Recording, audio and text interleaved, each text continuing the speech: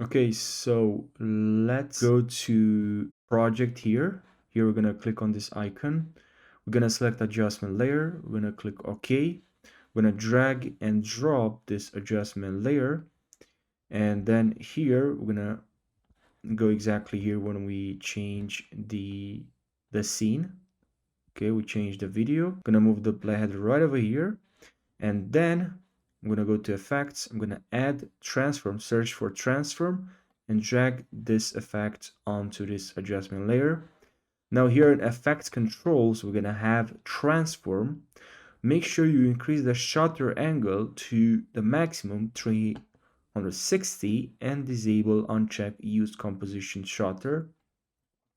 And then here right in the middle, we're gonna add a keyframe for scale, and I'm just gonna increase this to about 300, and then I'm gonna move a couple of frames ahead.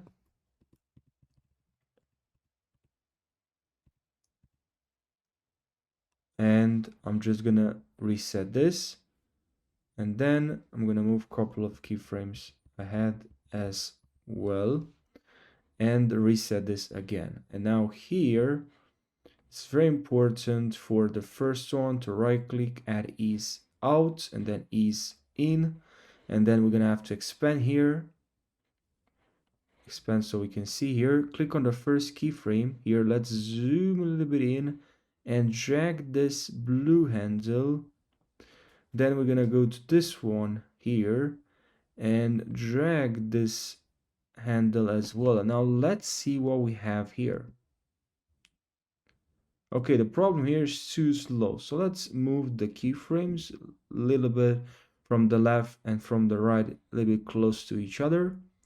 And now let's see what we have here. Now it's still slow, so let's move this even more.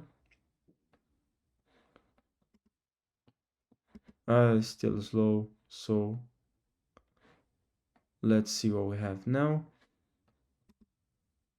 Okay, that's much better.